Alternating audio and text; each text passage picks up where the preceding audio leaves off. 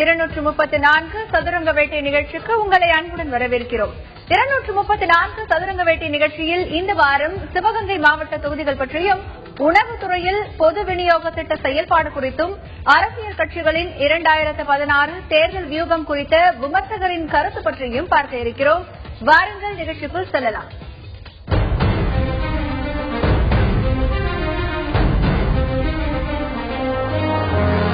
அது முழுமையா வந்து சேரல. நாங்க தேர்ந்தெடுத்து அனுப்பின அந்த உறுப்பினர் என்னன்னு வரையும் இதுவரையும் கேட்கவே இல்லை. அது ஏதோ ஒரு காரணத்திற்காக அது தவிர்க்கப்பட்டிருக்கிறது. இந்த விதமான ஒரு அணுகுமுறை தான் அவர்களுக்கு பயனுடையதாக இருக்கும் என்று சாப்பிடவும் முடியல, சமைக்கவே இல்லை. இன்னைக்கு அந்த பகுதி மக்கள் பூரா அவ்வளவு போராடிக்கிட்டு இருக்கோம். இன்னைக்கு வந்து மானாமரில் குடியிருந்தா ஒன்னும் கவர்மெண்ட் எம்ப்ளாயி குடியிருக்காங்க. நான் உருவாக்கி தருவேன் என்ற உறுதியை, உத்தரவாதத்தை உங்கள் மூலமாக நான் பதிவு செய்ய விரும்புகிறேன். சட்டமன்றத்தில் பேசுறேன்னு சொன்னா அது பேச்சு மட்டும் ரெக்கார்டு.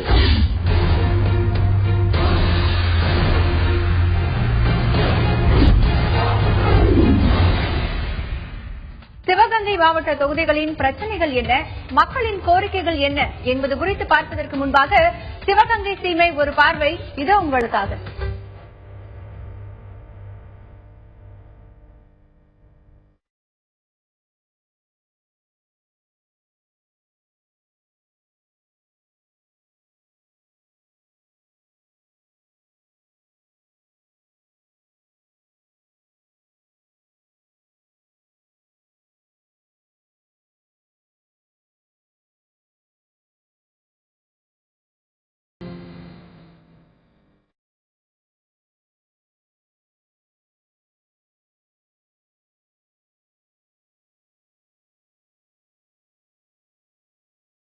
முதலாவதாக சிவகங்கை மாவட்டத்தின் சிறப்பு குறித்த தொகுப்பை பார்க்கலாம்.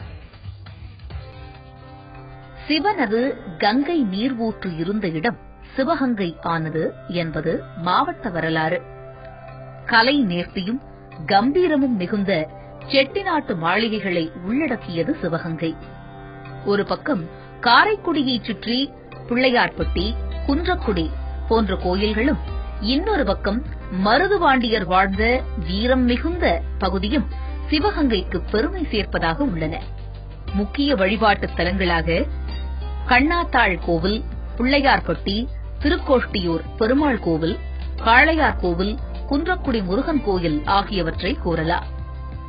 மருதுபாண்டியர், வேலு நாச்சியார், கணியன் பூங்குன்றனார், பசும்பொன் முத்துராமலிங்க தேவர், கவியரசு கண்ணதாசன், அழகப்ப செட்டியார் முதலியோர் இம்மாவட்டத்தில் பிறந்து வாழ்ந்து புகழ் பெற்றதோடு மாவட்டத்திற்கு பெருமை சேர்த்தவர்களாக சொல்லலாம்.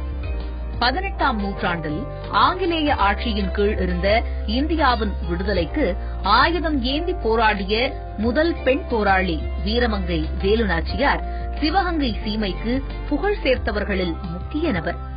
இது தவிர காரைக்குடி நகரத்தார் அரண்மனைகள், வரதட்சணை வாங்காத அதிசய கிராமம், தீபாவளி கொண்டாடாத அபூர்வ கிராமம், கட்டிடக்கலையின் நுணுக்கங்களை எடுத்துக் கூறும் 1000 ஜன்னல் வீடு என நீள்கிறது சிவகங்கை மாவட்ட பெருமைகளின் பட்டியல். சிவகங்கை மாவட்டத்தின் புவி வளம் குறித்த தொகுப்பு உங்களுக்காக. சிவகங்கை மாவட்டத்தில் பல கனிமங்கள் கிடைப்பதாக கூறுகின்றனர் மக்கள். சிமெண்ட் தயாரிக்க பயன்படும் சுண்ணாம்புக்கல் இங்கு அதிக அளவில் கிடைக்கின்றன. தேவக்கோட்டை பகுதியில் ஆய்வு மேற்கொண்டபோது அப்பகுதியில் பெட்ரோல் இருப்பது தெரியவந்தது. கானாடு காத்தான் பகுதியைச் சுற்றிலும் இரும்பு கனிகள் சிறிதளவு உள்ளன. காரைக்குடி அருகே உயர்ந்த பழுப்பு நிலக்கரி உள்ளதாக கண்டுபிடிக்கப்பட்டது. திருப்பத்தூரை அடுத்த காஞ்சாத்து மலைப்பகுதியில் 40 சதுர கிலோமீட்டர் பரப்பளவுக்கு பாறைகள் உள்ளதாக கூறப்படுகிறது. சிவகங்கையில் காணப்படும் முட்காடுகள், காட்டூரணி போன்ற பகுதிகளில் வெள்ளை களிமண் இருப்பதும் தெரியவந்துள்ளது. எஃகு ஆலைகளுக்கு தேவைப்படும் ஒரு வகை களிமண் நாட்டரசன் கோட்டையிலும், சிவகங்கைக்கு அருகே பழைய மாங்குடி, புதுப்பட்டி உள்ளிட்ட ஊர்களிலும் கிடைக்கிறது. சிவகங்கை மாவட்டத்தில் உலகத்தரம் வாய்ந்த கனிமமான கிராஃபைட்டும் கிடைப்பது கூடுதல் தகவல். சிவகங்கை மாவட்டத்தில் வேளாண்மை மற்றும் தொழிற்சாலைகள் குறித்த தொகுப்பு உங்கள் பார்வைக்கு.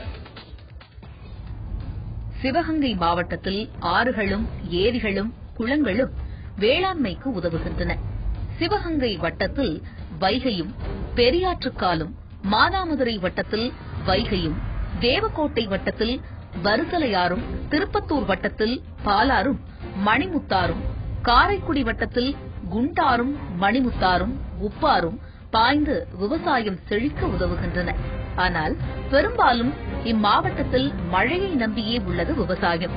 நீர்ப்பாசனம் தேவைப்படும் பயிர்களான நெல், வாழை, கரும்பு, வேர்க்கடலை முதலியவற்றையும், தண்ணீர் அதிகம் தேவைப்படாத பயிர்களான மல்லி, மிளகாய், பருத்தி, வரகு, கொள்ளு முதலியவற்றையும் அப்பகுதியில் பயிரிடுகின்றனர். ஏரி மற்றும் கிணற்று பாசனமும் நடைமுறையில் உள்ளது. சிவகங்கை மாவட்டத்தில் கயிறு, பிவிசி குழாய்கள், காகிதம், வேதிப்பொருட்கள், நைலான் சிப், சாம்பல் நூல், நவீன அரிசி ஆலைகள், அச்சகங்கள் போன்ற தொழில்கள் நடைபெறுகின்றன. சிவகங்கை மாவட்டம் நிர்வாக ரீதியாக எவ்வாறு பிரிக்கப்பட்டுள்ளது என்பது குறித்து தற்போது பார்க்கலாம். வடக்கில் புதுக்கோட்டை, தெற்கில் ராமநாதபுரம், கிழக்கில் புதுக்கோட்டை, ராமநாதபுரம், மேற்கில் மதுரை, விருதுநகர் மாவட்டங்களை எல்லைகளாக கொண்டது சிவகங்கை மாவட்டம். சிவகங்கை மாவட்டத்தின் முக்கிய ஊர்களாக தேவக்கோட்டை, காரைக்குடி, திருப்பத்தூர், கீழ்ச்சீவர்பட்டி, வேலங்குடி, சிங்கம்புணரி, பிரான்மலை, பள்ளத்தூர், செட்டிநாடு, காளையார்கோவில், நாட்டரசன் கோட்டை உள்ளிட்ட ஊர்களை சொல்லலாம். தேவக்கோட்டை, சிவகங்கை ஆகிய 2 கோட்டங்களும், தேவக்கோட்டை, திருப்பத்தூர், காரைக்குடி, சிவகங்கை, மானாமதுரை, இளையான்குடி, திருபுவனம் ஆகிய 7 வட்டங்களும், 497 வருவாய் கிராமங்களும், 12 ஊராட்சி ஒன்றியங்களும் உள்ளன சிவகங்கை மாவட்டத்தில். சிவகங்கை, காரைக்குடி, திருப்பத்தூர், மானாமதுரை என மாவட்டத்தில் மொத்தம் 4 சட்டமன்ற தொகுதிகள் உள்ளன.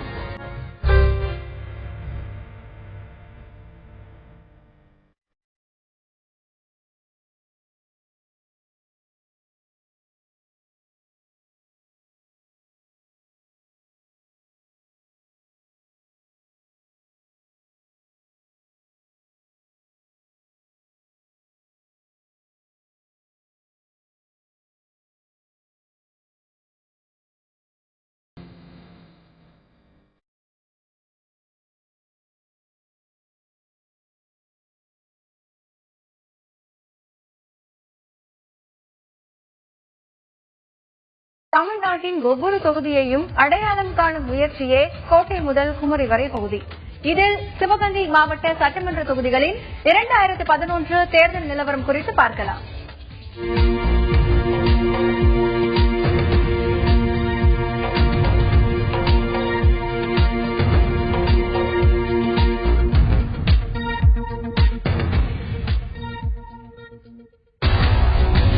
காரைக்குடி சட்டமன்ற தொகுதியில் காங்கிரசின் ராமசாமியை அதிமுகவின் சோழன் பழனிசாமி 18,900 வாக்குகள் வித்தியாசத்தில் வெற்றி பெற்றார். திருப்பத்தூர் சட்டமன்ற தொகுதியில் அதிமுகவின் ராஜகண்ணப்பனை திமுகவின் பெரிய கருப்பன் 1584 வாக்குகள் வித்தியாசத்தில் வெற்றி பெற்றார். சிவகங்கை சட்டமன்ற தொகுதியில் காங்கிரசின் ராஜசேகரனை சிபிஐயின் குணசேகரன் 4382 வாக்குகள் வித்தியாசத்தில் வெற்றி பெற்றார். மானாமதுரை சட்டமன்ற தொகுதியில் திமுகவின் தமிழரசியை அதிமுகவின் குணசேகரன் 14,020 வாக்குகள் வித்தியாசத்தில் வீழ்த்தினார். 2011 தேர்தலில் பல்வேறு வாக்குறுதிகளை கொடுத்துதான் ஆட்சியை பிடித்தது அதிமுக. அப்படி சொன்ன வாக்குறுதிகளில் என்னவெல்லாம் நிறைவேற்றப்பட்டிருக்கிறது, எதுவெல்லாம் நிறைவேற்றப்படவில்லை என்பது குறித்து இப்போது பார்க்கலாம்.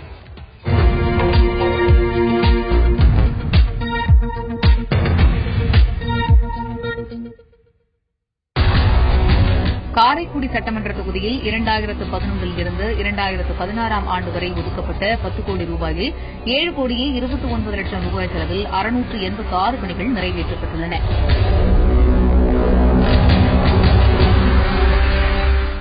கண்ணங்குடியில் தீயணைப்பு மற்றும் காவல் நிலையம் அமைத்து தருவதாக 2011 தேர்தலின் போது அளித்த வாக்குறுதி கிடப்பில் போடப்பட்டுள்ளதாக அப்பகுதி மக்கள் குற்றம் சாட்ட எம்எல்ஏ தேவக்கோட்டை பகுதிக்கே வருவதில்லை என்கின்றனர் அப்பகுதி மக்கள்.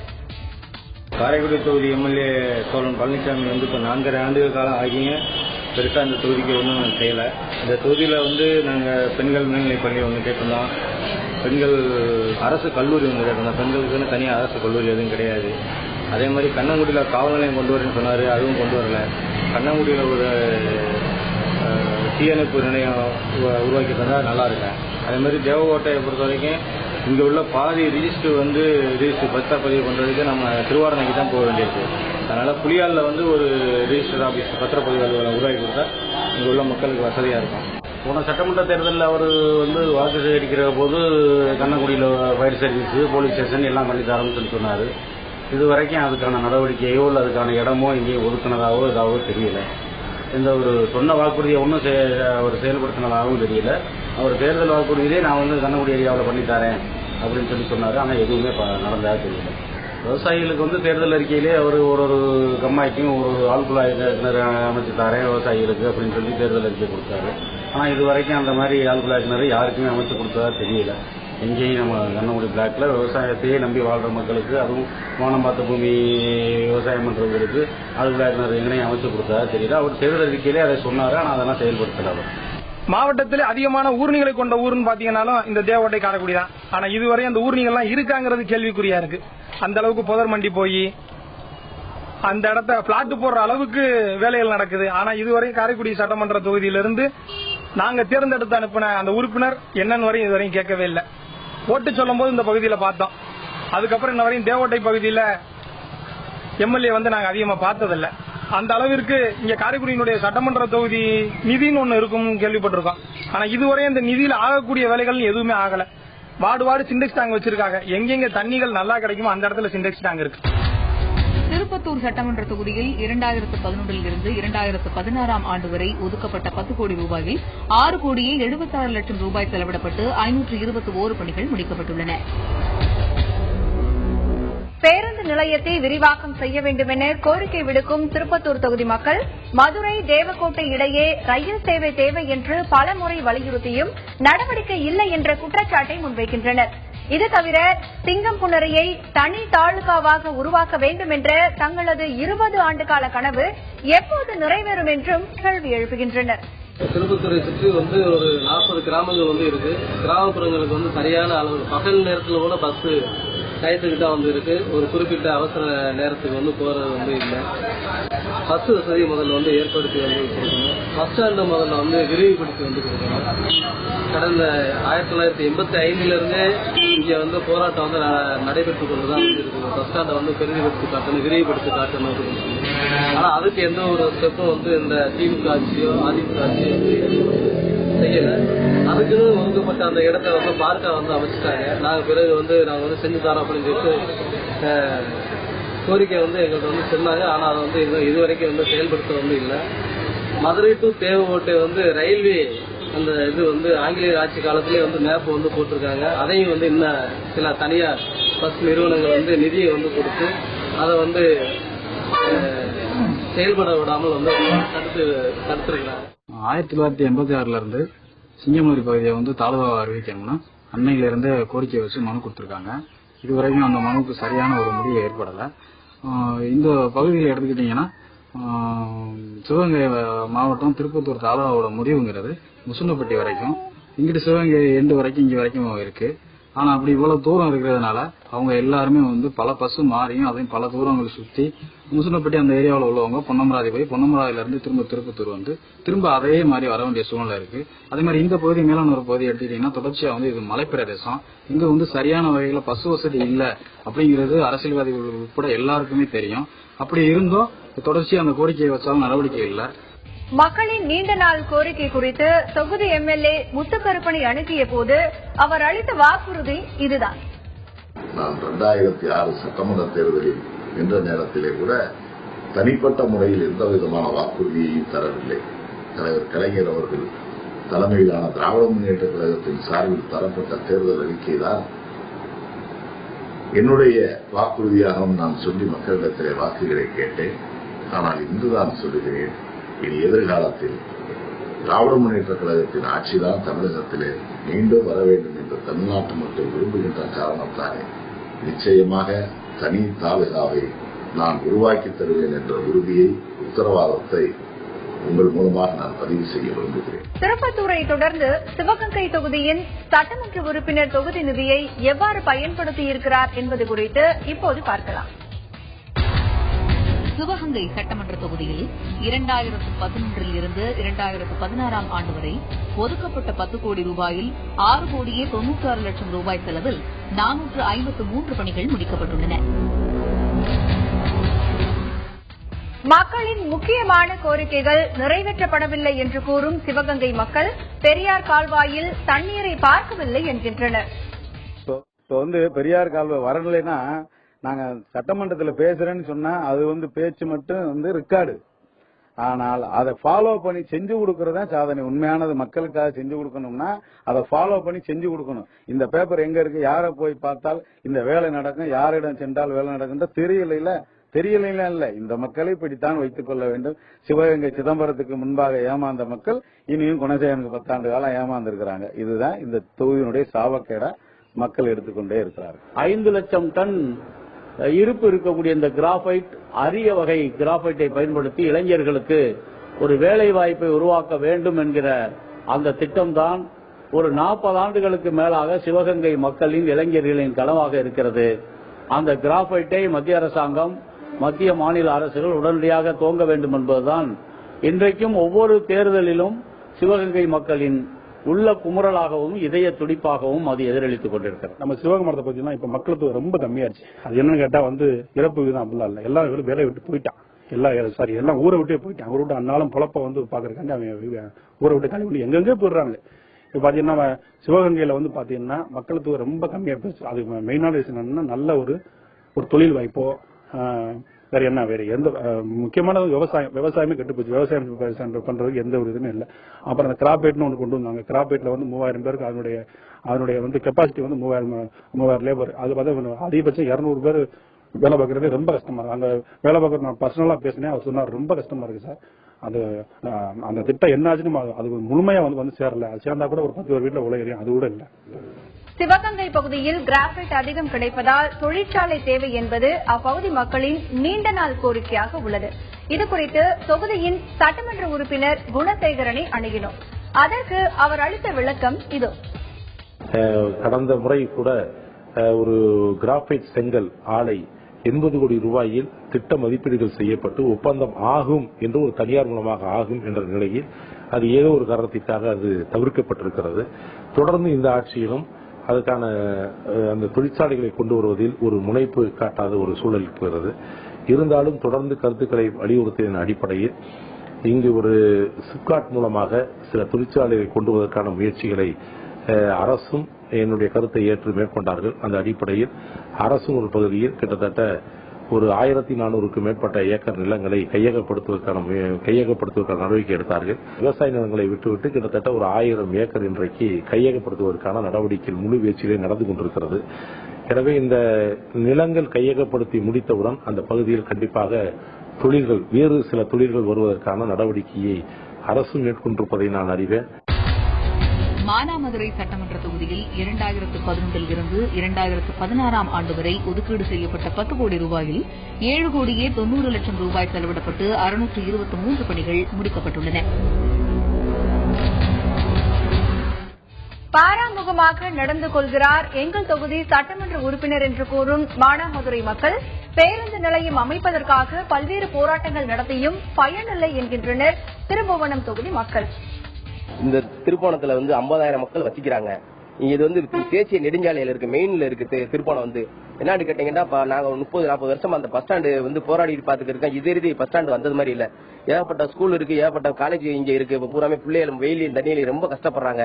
அது போக மெயின்ல இருக்கிறதுனால போக்குவரத்து ஒரு நாளைக்கு 50,000 வண்டி போயிட்டு வந்துட்டு இருக்கு. ரொம்ப சிரமப்படுறாங்க. ஆக்சிடென்ட் அதிகமாகிட்டு இருக்கு.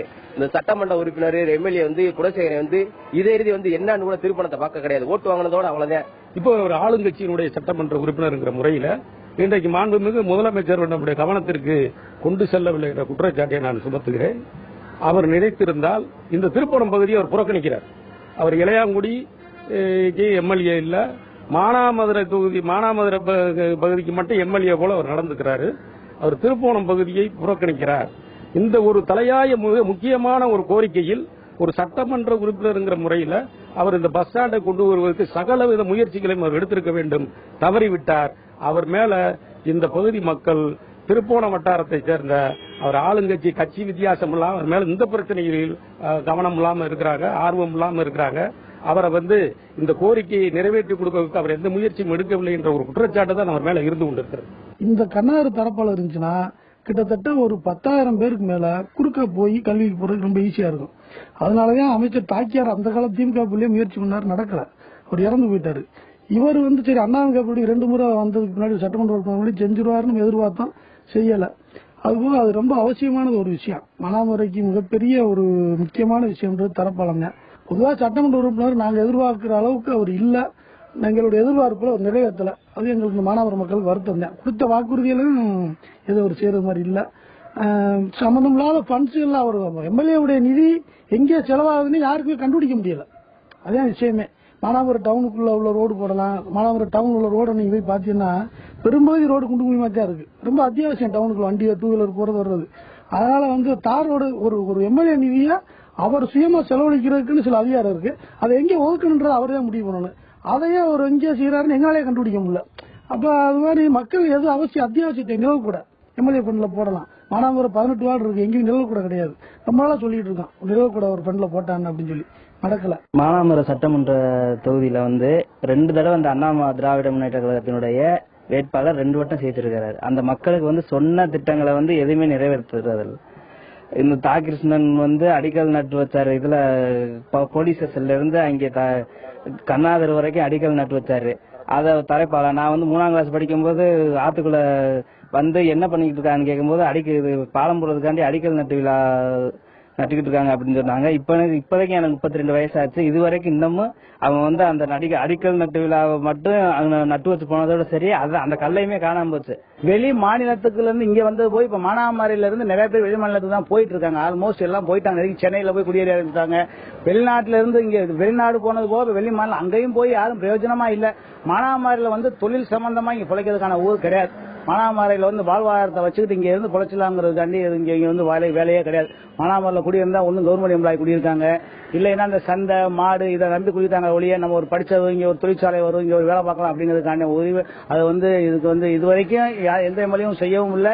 நீ வருங்காலத்திலேயே செஞ்சா மக்களுக்கு படிச்சவருக்கு உதவியா இருக்கும். இல்லைன்னா அந்த காணல் நீர் மாதிரி சிப்கார்னு போட வச்சுக்கிட்டு யாராச்சும் அடிக்கல் நட்டிட்டு போயிட்டே இருக்க வேண்டியதான். தற்போது நாம் பார்க்க இருப்பது துறைமுகம் பகுதி.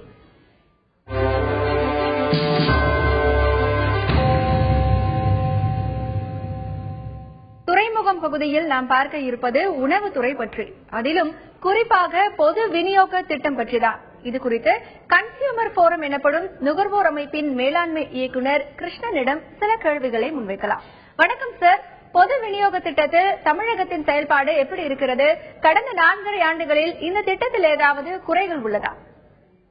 அதாவது தமிழ்நாடு உணவு பொது விநியோகம் பொறுத்த வரைக்கும் தமிழ்நாடு இந்தியாவின் மற்ற மாநிலங்களுக்கு முன்னோடியாக தான் இருந்துட்டு இருக்கு ரொம்ப நாளாவே. 1967 ஒரு படிக்கு ஒரு ரூபாய்க்கு ஒரு படி அரிசி திட்டம்ன்றதை அமல்படுத்தினதுலேருந்து இங்கே பொது விநியோகம் ரொம்ப சீராக தான் நடந்துட்டு இருக்கு. அதுல இந்த 4 ஆண்டு காலம் குறிப்பிட்ட சொல்லும்படியாக எந்த விதமான பின்னடைவும் இல்லைன்றதான் என்னுடைய கருத்து. திரு கிருஷ்ணன், பொது விநியோக திட்டத்தில் குறைபாடு உள்ளதாக கூறப்படுகிறது. இது பற்றி உங்களுடைய கருத்து? இதுல தரம் குறைந்திருக்குன்றதுக்கு என்ன காரணம்னா, நம்ம முதல்ல நெல் விவசாயிகள் கிட்ட கொள்முதல் பண்றோம். விவசாயிகள் கிட்ட கொள்முதல் செய்யும்போது தமிழ்நாட்டில் இந்த கொள்முதல் சீசனே இந்த மழைக்காலம் தான். தமிழ்நாட்டில் குறுவையாகட்டும் சம்பாகட்டும் செப்டம்பர்ல ஆரம்பிச்சு ஜனவரி வரைக்கும் கிட்டத்தட்ட எல்லாமே ஈரமான சீதோஷ்ணம் இருக்கிற நேரம். அப்போ விவசாயிகள் நம்ம இந்திய அரசு நிர்ணயத்தின்படி 18% மேல நெல் வாங்கக்கூடாது. அப்படி நெல் வாங்கினா அதுல ஏற்படுகிற சேதாரத்துக்கு பொறுப்பு யாரும் எடுத்துக்க முடியாது. ஆனா நம்ம என்ன பண்றோம், விவசாயிகளுக்கான நலனை முன்னே எடுத்துக்கிட்டு விவசாயிகள் அந்த நெல்லை எங்கேயும் விற்க முடியாதுன்ற ஒரு சூழ்நிலை வரும்போது அரசாங்கம் அந்த 18% மேல ஈரம் இருந்தாலும் பரவாயில்ல அப்படின்னு சொல்லிட்டு வாங்கிக்கிறோம். அதே மாதிரி சில சேதங்கள் ஏற்படும் போது அது 4% தான் அலௌட் அரசாங்க சட்டப்படி, அதை ரிலாக்ஸ் பண்றோம். இது மாதிரி விவசாயிகளுக்கு சலுகைகள் கொடுக்கும்போது அரசாங்கம் சில அந்த தரத்துல கொஞ்சம் விட்டு கொடுக்க வேண்டியிருக்கு. திரு கிருஷ்ணன், அப்போ பொது விநியோக திட்ட அரிசி தரம் குறைந்தது அல்ல என்று நீங்கள் சொல்கிறீர்களா? பொது விநியோகத்துல கிடைக்கிற அரிசியினுடைய தரம் கொஞ்சம் குறைஞ்ச மாதிரி தெரியுதே ஒழிய அது தரம் குறைந்தது அரிசி இல்ல. அது பாலிஷ் கொஞ்சம் குறைச்சிருக்கோம். வெளியில குறைக்கிற மாதிரி வெள்ளையா இருக்காத ஒழிய கொஞ்சம் டல்லா இருக்கும், அவ்வளவுதான். இது அந்த அரசினுடைய விவசாயிகள் பாலிசி, ப்ரொக்யூர்மெண்ட் பாலிசி அடிப்படையா வச்சிருக்கு. பொது விநியோக திட்டத்தில் பருப்பு குறைந்த விலையில் வழங்கப்பட்டாலும் அதன் தரத்தில் குறைதல் இருப்பதாக புகார் எழுதுகிறதே. பருப்பு வகை பார்க்கும்போது நம்ம வெளி மார்க்கெட்ல 150 ரூபாய் 200 ரூபாய் விற்கும் போது பருப்பு நம்ம 30 ரூபாய் 40 ரூபாய்க்கு வித்துட்டு இருக்கோம். அதை டெண்டர்ல போடும்போது கொஞ்சம் கிரேட் 1 நம்மளால வாங்க முடியாது டெண்டர்ல. ஆனால் கிரேட் 2 கிரேட் 3 அது மாதிரி நெல்லை தான், அது மாதிரி பருப்புகளை தான் வாங்கி இந்த குறைந்த விலைக்கு விற்கிறாங்க. அப்போ அதுவும் ஓபன் மார்க்கெட் தால் மாதிரி பொது விநியோக கடைகளில் இருக்கிற பருப்புகள் இருக்காது, கட்டாயம் தரம் குறைஞ்சுதான் இருக்கும். இது வேற வழி இல்லை. நாங்க 30 ரூபாய்க்கு 40 ரூபாய்க்கு கொடுக்கணுங்கிறது அரசினோட கொள்கை இருக்கும்போது இவங்க 70 ரூபாய்க்கு வாங்கி நமக்கு 40 ரூபாய்க்கு கொடுக்குறாங்க. அதுக்கு மேல இவங்களால வாங்கணும்னு போனாக்கா இவங்களுக்கு அந்த சப்சிடி இந்திய அரசுல இருந்து கிடைக்கிற சப்சிடி கிடைக்காது. அதனால அந்த 70 ரூபாய்க்கு கிடைக்கக்கூடிய தரம் தான் நமக்கு கிடைக்கும். நியாய விலை கடைகளில் முறைகேடு, மக்கள் அலைக்கழிப்பு என புகார்கள் எழுகிறது. இதற்கு மாற்று ஏற்பாடாக அரசுக்கு நீங்கள் முன்வைக்கும் யோசனை என்ன? இந்த டைரக்ட் செல்லிங்க விட்டுட்டு, ஏன்னா இதுல நிறைய குளறுபடிகள் இருக்கு. நீங்க ஏற்கனவே குறிப்பிட்ட மாதிரி கடைக்காரர் வெளியில வித்துறாரு, வாங்காதவங்க எடுத்துட்டு போய் விற்கிறாங்க, போலி கார்டுகள் வைத்திருக்கிறோம் நிறைய வாங்கிட்டு விற்கிறாங்க. இதெல்லாம் தவிர்ப்பதற்காக ஃபுட் ஸ்டாம்ப்ஸ் கொடுத்துடலாம். ஃபுட் ஸ்டாம்ப் கொடுத்துட்டாக்கா அந்த ஒவ்வொருத்தருக்கும் எலிஜிபிலிட்டி, இவங்களுக்கு 10 கிலோ அரிசி 10 கிலோ தால் ஆயில் எல்லாம் கொடுத்துட்டோம்னா அவர் அந்த எந்த கடையில வேணா ஒரு குறிப்பிட்ட ஒரு 10-15 கடை மார்க் பண்ணி கொடுத்துருவாங்க. அந்த கடைகள்ல போய் அங்க மார்க்கெட் வெளி மார்க்கெட் பொருளை அரச கொள்முதல் செய்யணுங்கிறதே இல்ல, வெளி மார்க்கெட்ல கிடைக்கக்கூடிய பொருள்களை வாங்கிட்டு அவருக்கு வந்துடலாம். அவர் அந்த ஸ்டாம்பை கொண்டு போய் அவங்க கவர்மெண்ட்ல கொடுத்து ரீஎம்பர்ஸ் பண்ணலாம். இப்ப கேஸுக்கு பண்றாங்க இல்லையா, அது மாதிரி பண்ணலாம். நுகர்வோர் அமைப்பைச் சேர்ந்த திரு கிருஷ்ணன் அவர்களின் கருத்துக்களை பார்த்தோம். தொடர்ந்து 234 சதுரங்க வேட்டையில் அடுத்து நாம் பார்க்க இருப்பது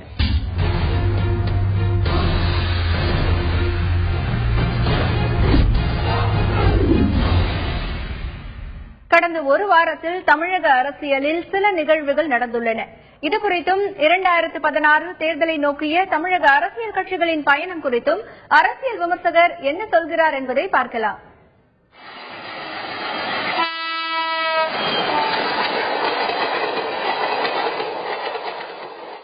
இந்த வாரம் அரசியல் விமர்சகர் பக்கத்தில் நாம் சந்திக்க இருப்பது அரசியல் விமர்சகர் வெங்கடேஷ். அவரிடம் சில கேள்விகளை முன்வைக்கலாம்.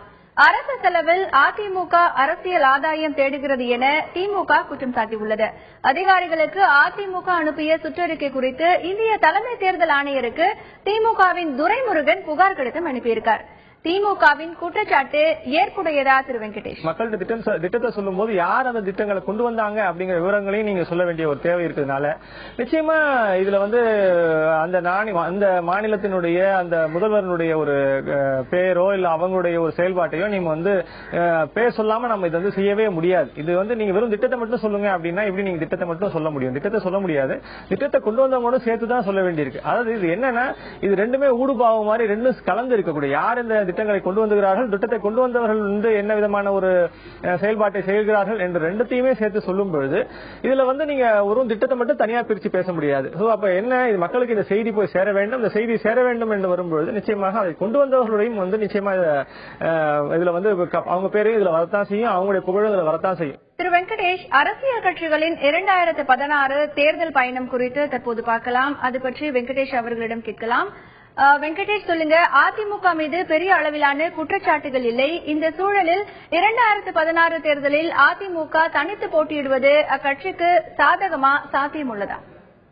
நிறைய சாத்தியம் இருக்கு. இன்றைக்கு நீங்கள் குறிப்பிட்டது மாதிரி அவர்களுக்கு மக்கள் மத்தியில் என்ன விதமான ஒரு ஆன்டி இன்கம்பன்சி, ஒரு தயக்கம் அல்லது ஒரு வெறுப்புணர்வு அல்லது ஒரு விதமான ஒரு மாற்று யோசிக்கலாமா அப்படின்னு நினைக்கக்கூடிய ஒரு அடிப்படை ஒரு மக்கள் மத்தியில் அந்த விதமான ஒரு உணர்வு வந்திருக்கிற மாதிரி எனக்கு தெரியல. ஒரு பத்திரிகையாளராக எனக்கு அது பளிச்சுன்னு எனக்கு தெரியல. ஆனால் இது மேலும் மேலும் தேர்தல் நெருக்கத்தில் வெளியே வரலாம். பல்வேறு இடங்களில் இருக்கக்கூடிய பல்வேறு அதிருப்திகள் வெளியே வரலாம். இந்த அதிருப்திகள் எல்லாம் சேர்ந்து அவர்களுக்கு தேர்தல் பாதிக்கக்கூடிய ஒரு சூழ்நிலை ஏற்பட்டால் மட்டுமே நீங்கள் வேறு மாற்று விதமான யோசிப்பார்கள். மற்றபடி அந்த விதமான ஒரு அதிருப்திகள் இல்லை என்ற ஒரு சூழ்நிலை இருக்குமானால் நிச்சயமாக அவர்கள் இந்த தனிப்பெரும் அளவில் தாங்களே முழு மெஜாரிட்டியோடு வெற்றி பெறுவார்கள். திமுகவுடன் கூட்டணி என்றால் ஆட்சியில் பங்கு என காங்கிரஸ், விடுதலை சிறுத்தைகள் உள்ளிட்ட கட்சிகள் கோருகின்றன. அப்படி இருக்கையில் 2016 தேர்தலில் திமுக மெகா கூட்டணியை அமைக்க என்ன செய்ய வேண்டும்? இந்த கிராண்ட் அலையன்ஸ் உருவாக்கணும் அப்படின்னா இந்த கோரிக்கையை முதல்ல அக்செப்ட் பண்ணணும். அதாவது ஆட்சியில் பங்கு என்ற ஒரு கோரிக்கையை நாங்கள் ஏற்றுக்கொள்கிறோம் என்று திமுக தெரிவிக்க வேண்டும். தெரிவித்தால் இந்த சிறிய கட்சிகள் அத்தனை பேருமே நிச்சயமாக போய் திமுகவோடு சேர்ந்து கொள்வதற்கான ஒரு வாய்ப்பு உண்டு. இரண்டாவது, இந்த அடிப்படையில் இன்னொரு அடிப்படை கேள்வி இருக்கிறது. மக்கள் இவர்களை ஏற்றுக்கொள்வார்களா என்ற ஒரு கேள்வி ஒன்று இருக்கு. மக்கள் ஏற்றுக்கொள்ள வேண்டும் என்றால் திமுக சொல்ல வேண்டிய அடுத்த ஒரு முக்கியமான ஒரு வார்த்தை அல்லது முக்கியமான ஒரு தகவல் என்னவென்றால், நாங்கள் குற்ற பின்னணி உடைய எவருக்கும் வாய்ப்பு அளிக்க மாட்டோம். நாங்கள் இந்த தேர்தலில் இளைஞர்களுக்கும் முக்கியமாக குற்ற பின்னணி இல்லாதவர்களுக்கு வாய்ப்பு அளிப்போம் என்ற ஒரு மிக தெளிவான ஒரு அறிக்கையை அவர்கள் கொடுத்து மிக தெளிவான ஒரு ஸ்டாண்ட் அவங்க எடுத்தாங்கன்னா மக்கள் நிச்சயமாக அந்த எதிர்ப்பு அமையக்கூடிய அந்த கிராண்ட் அலையன்ஸுக்கு நிச்சயமாக ஒரு ஆதரவை தெரிவிக்க வாய்ப்பு உண்டு. ஒருவேளை திமுக கூட்டணியில் காங்கிரஸ், விடுதலை சிறுத்தைகள், இடதுசாரிகள் இடம்பெற்றால் மக்கள் நல கூட்டு இயக்கத்தில் உள்ள மதிமுகவின் நிலை என்ன? திமுக கூட்டணியில் மக்கள் நல கூட்டு இயக்கம் சேர்வதற்கான வாய்ப்புகள் உள்ளதா? இல்ல, எனக்கு இந்த மக்கள் நல கூட்டு இயக்கம் அப்படிங்கிற ஒரு இயக்கமே, இந்த அமைப்பே எனக்கு திமுக பக்கம் போகக்கூடிய அமைப்பாக எனக்கு தெரியவில்லை. அது அதிமுக பக்கம் போகக்கூடிய அமைப்பாகத்தான் எனக்கு தென்படுகிறது. அதனால் இந்த வைகோ நிச்சயமாக அந்த ஒரு பிரச்சனைகள் சிக்க மாட்டார். நிச்சயமாக திருப்பியும் அதிமுகவோட கூட்டணி அமைத்துக் கொள்ளத்தான் இந்த 4 கட்சி கூட்ட இயக்கம் அந்த விருப்பத்தை தெரிவிக்கும். அப்படி இருக்கும்போது இவர்கள் நிச்சயமாக திமுக பக்கம் போவதற்கான வாய்ப்பு மிக மிக குறைவு. அதிமுக பக்கம் போக வேண்டும் என்றுதான் அவர்கள் விரும்புவார்கள். அப்படி ஒரு விருப்பம் இருக்கக்கூடிய சூழ்நிலையில் அந்த பக்கத்திலிருந்து, அதாவது அதிமுகவிலிருந்து வாசல் திறக்கப்படும் எனில் நிச்சயமாக இந்த மக்கள் கூட்டு இயக்கம் அவர்களோடு போய் தங்களை இணைத்துக் கொள்ளும் என்றுதான் நான் நினைக்கிறேன். ஒருவேளை பாமக தலைமையிலான கூட்டணியில் எந்த ஒரு கட்சியும் இடம்பெறவில்லை என்றால் அக்கட்சி தனித்துவிட்ட நிலைதான். அப்படியானால் 234 தொகுதிகளிலும் தனித்து போட்டியிட தயார் நிலையில்தான் அக்கட்சி உள்ளதா? இல்ல, அதாவது அவங்க ஆசைப்படலாம். இப்ப நீங்க யார் கூட்டணியில இப்ப அவங்க 232 நீங்க 232லயும் நீங்க நிச்சயமா வேட்பாளரை போட முடியும், அதெல்லாம் அவங்களால செய்ய முடியும். ஆனா அந்த மாதிரி தங்களுடைய ஸ்ட்ரென்த்தை அவங்க என்ன சொல்ல டிசிபேட் பண்ணக்கூடாது, அது பரவலாக்கி கொள்ளக்கூடாது. அதற்கு பதிலாக நான் முன்னே தெரிவித்த மாதிரி ஒரு 50 தொகுதிகள் 30 தொகுதிகள் அவர்கள் வலுவாக இருக்கக்கூடிய வட மாவட்டங்கள் இருக்கக்கூடிய முக்கிய தொகுதிகளில் அவர்கள் தங்கள் வேட்பாளர்களை நிறுத்தி நீங்கள் அவர்களை வெற்றி பெறுவதற்கான ஒரு வாய்ப்பை ஏற்படுத்தி கொடுத்தால் குறைஞ்சபட்சம் சட்டசபையில் அவருக்கு ஒரு பெரிய ரெப்ரசன்டேஷன் இருக்கும். முக்கியமான பிரச்சனைகள் வரக்கூடிய சமயங்களில் அவர்களால் கருத்தை வலுவாக எடுத்து தெரிவிக்க முடியும். இந்த விதமான ஒரு அணுகுமுறை தான் அவர்களுக்கு பயனுடையதாக இருக்கும் என்று தங்களுடைய வலுவை இந்த மாதிரி ஒரு தமிழகம் முழுசும் ஒரு பரவலாக்கிக் கொள்வதன் மூலமாக அவர்களால் எந்த விதமான ஒரு தாக்கத்தையுமே நீங்க ஏற்படுத்த முடியாது. தமிழக சட்டமன்ற தேர்தலை நோக்கிய இந்த 234 சதுரங்க வேட்டையின் அடுத்த கட்ட நகர்வுகளை துல்லியமாக கூறுவோம் மற்றொரு நிகழ்ச்சி. அதுவரை உங்களிடமிருந்து விடைபெறுவது ஹேமா ராகேஷ்.